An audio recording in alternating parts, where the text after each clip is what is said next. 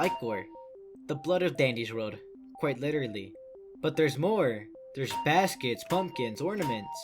These are the currencies of Dandy's Road, and they control what the player can actually earn. Tunes, skins, stickers, trinkets. There's so much to get from the shops, yet it constantly feels like you earn almost nothing.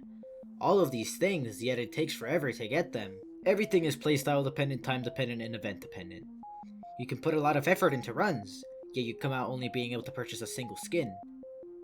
So what's going on here? Why does grinding in Dandy's World feel like far less progression than you'd expect?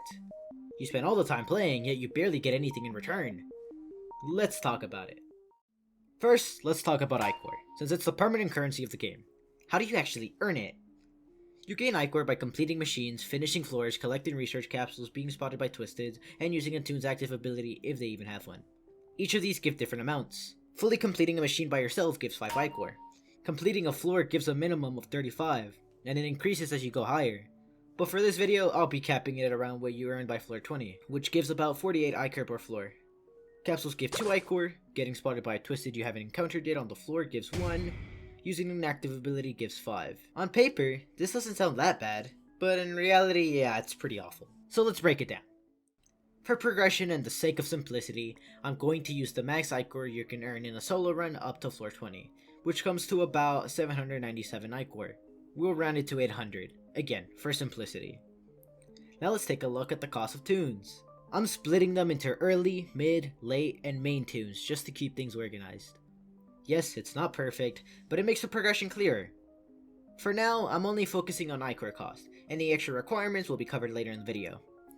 I'll also put each section on screen briefly so you can follow along, and I won't be including seasonal tunes here, since I think they should be mentioned along their event currencies, even if they do use iCore.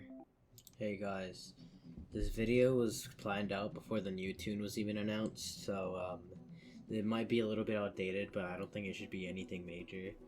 Plus, that's not the whole point of the video. But yeah, that's all I have to say, just before anybody comments if they come from the future or something. Alright, I'll resume the video now. We start with the early game tunes. Honestly, this is probably the best section out of all of them.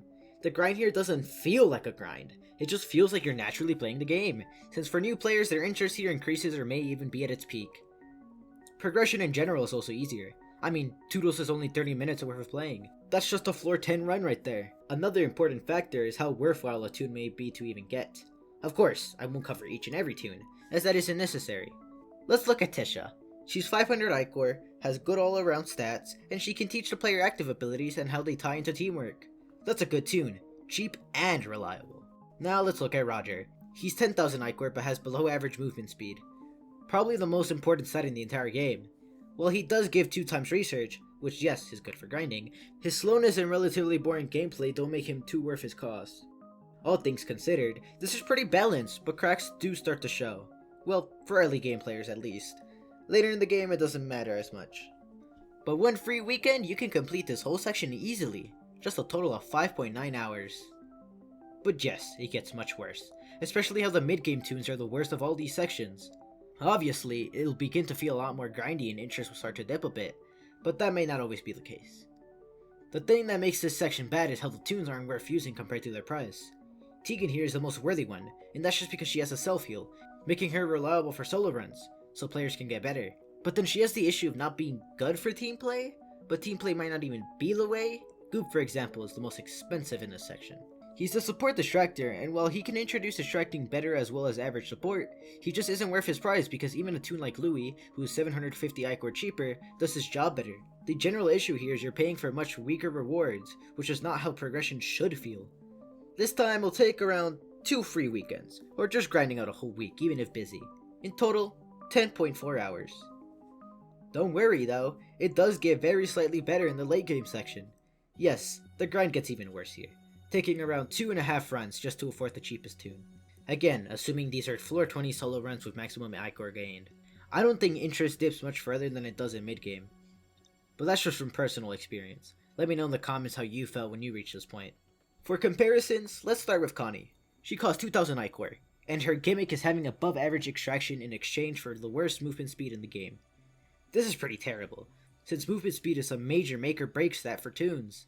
That alone makes her a bad tune for how much she costs.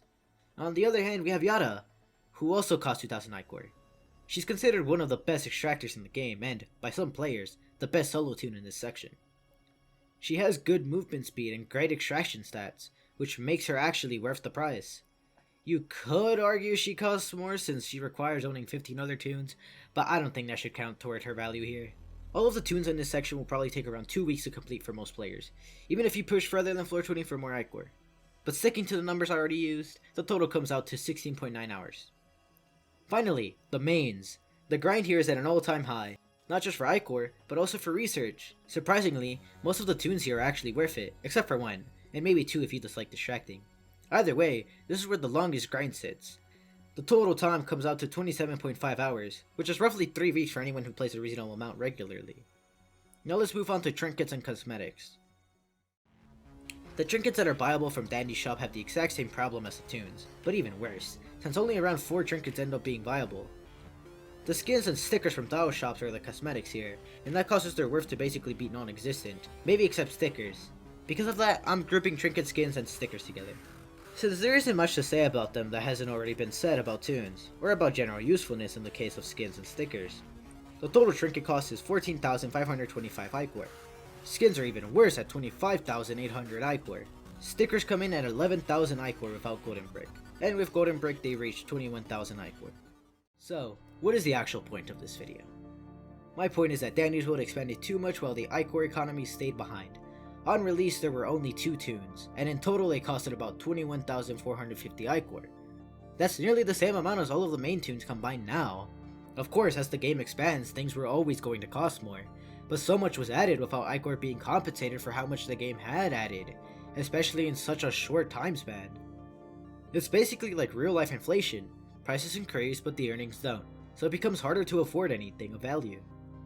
Though there are requirements, and these do help slow progression in a more engaging way than just doing mastery for toons. The research requirements, especially for mains, naturally push players to earn more iCore while hunting research. But not everything has these systems, and even then, you aren't likely to get every toon with set systems unless you manage to be really slow with it. There's also the issue of players spending iCore on things like skins or a lot of stickers without realizing how much it sets them back from focusing on purchasing toons. Before the Halloween event of 2025, I was grinding to get every trinket, but I decided that, hey, it's best to keep my earned iCore and save it for said event. Speaking of events, it's time to talk about the seasonal currencies. Baskets, pumpkins, and ornaments. Baskets, pumpkins, and ornaments all follow the same outdated economy logic, and back then, it was fine. Originally, there were only 4 seasonal toons along with 6 skins for toons. In total, the toons cost 5,500 of their seasonal currency and the skins cost 3,600. That's very doable. In a big grind session, especially since most of it involves getting research for the main, you could easily complete everything within a free weekend.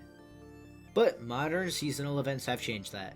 While new toons were added, skins were, and stickers were added as well. In Christmas 2025, at least in Bobette's shop, it went from 6 skins to 37 skins.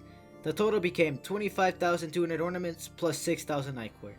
Just to put that into perspective, that's 3,200 more than all non-seasonal mains combined if they cost ornaments, and 1,300 more iCore than buying all early game toons. That comes to around 31.5 hours of grinding. And you only have a month to do it. Sure, it is doable, but if you don't have that much free time, don't expect to complete the event. And all of this doesn't even count stickers, which cost another 2,000 ornaments in total. You know what proves this system is outdated? The fact that Blushcrunch added 2 band-aid fixes because of it. First, they add an advent calendar that gives ornaments daily, with some days giving even more than others. Second, they introduce double the currency earn events, usually on weekends or special days. That alone shows how bad the grind became, and of course was only responded to due to how much backlash they got from it. So now that we've established the currency system is heavily outdated for how much content the developers want to add, how do we fix it? Here are 2 solutions I came up with. The first and simplest solution is just increasing how much iCore you earn from everything. Naturally doubling it, 10 iCore per fully completed machine, 10 iCore per active ability usage, and vice versa. The second solution is what I think Dandy's World should do. Add more gameplay based ways to earn currency instead of just increasing numbers. This would incentivize players to engage with mechanics and learn systems to be rewarded properly.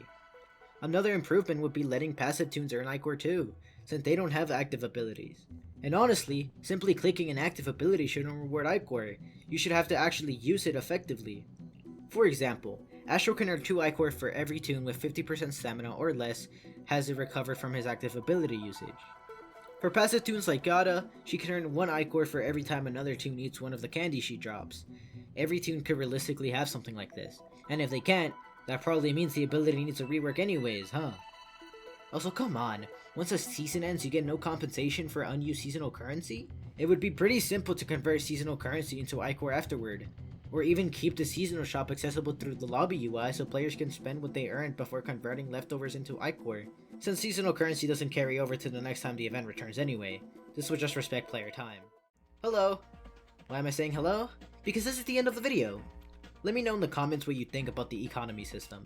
Maybe you didn't even realize how flawed it was, or maybe you disagree and think it works fine. Either way, I'd love to hear your thoughts. And of course, like the video if you agree, and subscribe if you want to hear more rants about topics like this. It helps more than you think. Well, thank you.